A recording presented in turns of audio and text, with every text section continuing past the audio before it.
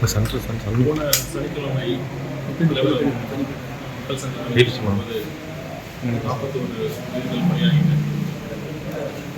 இதுக்காக முதல்ல தலைவர் அவர்கள் மக்களை நேரில் சந்திக்கணும் அப்படிங்கிறது ஒரு பர்மிஷன் லெட்டர் டிஜிபி அவர்களுக்கு நேற்று இமெயில் மூலமாக கொடுத்துருக்காங்க. இன்றைக்கி அதை நேர்லையும் கொடுப்பாங்க. அதுக்கு முதல்ல தலைவர் அவங்க எல்லாத்தையும் வீடியோ காலில் பேசணும் விருப்பப்பட்டார்.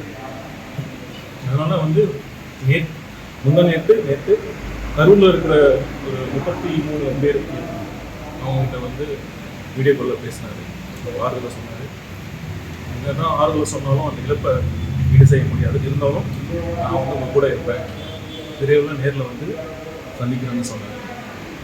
இப்போ கரூர் சுற்றியில் இருக்கிற மற்ற மாவட்டங்களை போய் பார்த்து வீடியோ காலில் பேசுகிறேன். நேற்று விஜய் அவர்கள் வீடியோ காலில் பேசும்போது மக்கள்கிட்ட என்ன பேசியிருக்காரு, என்ன மாதிரியான வார்த்தை? இல்லை, எல்லாருமே என்ன சொன்னாங்க,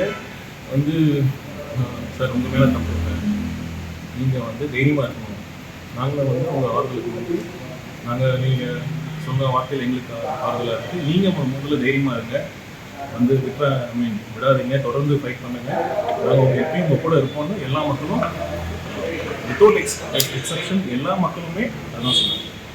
சரி, இப்போ கரூர் நேரில் சந்திக்கிற மாதிரி வாய்ப்புகள் இருக்கா? எப்போ வராரு? அதுதான் நான் சொன்னேன்ல, நேற்று பெர்மிஷன் லெட்டர் இமெயில் மூலமாக கொடுத்தாச்சு டிஜிபி கிட்ட. ஸோ நாங்கள் ஒரு கோஆர்டினேஷன் மீட்டிங் கேட்டிருக்கோம். ஸோ இந்த மாதிரி பாதுகாப்பு அரேஞ்ச்மெண்ட்ஸ்லாம் பண்ணணும் அப்படிங்கிற மாதிரி நாங்கள் கோஆர்டினேஷன் மீட்டிங் முடிச்சிட்டோம். ஏன்னா இன்னொரு முறை இந்த மாதிரி ஒரு அசம்பாவிதம் நடக்கிறது யாருக்குமே நல்லதில்லை. ஸோ அதனால் இந்த ப்ராப்பர் ஒரு செக்யூரிட்டி அரேஞ்ச்மெண்ட்ஸோட மக்கள் சந்திப்பு அவங்க பாதிப்பட்ட குடும்பங்களை பார்க்கணுங்கிறது தான் தலைவர் விருப்பம். இல்லை, குறிப்பாக நாங்கள் இறந்த வீட்லையும் பார்த்தோம், பாதிக்கப்பட்டதும் ஒருத்தர் கூட இதே கவர்மெண்ட் சொல்லலாம்.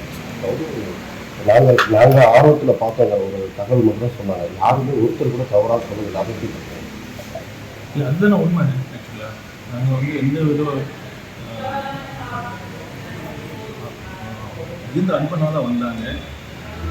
தலைவர்னால யாருமே நீங்கள் சொன்ன மாதிரி யாருமே ஃபஸ்ட்டு சொன்னது என்னன்னா, நீங்கள் தைரியமாக இருங்க, நீங்கள் இதை பார்த்து மனசு விட்டுறாதீங்க, நீங்கள் தைரியமாக இருங்கன்னு எல்லாருமே. ஒருத்தர் கூட தலைவர் நம்ம கட்சி மேலேயோ தலைவர்களையோ எந்த வித ஒரு தவறான எண்ணமும் இல்லை. இதுதான் உண்மை.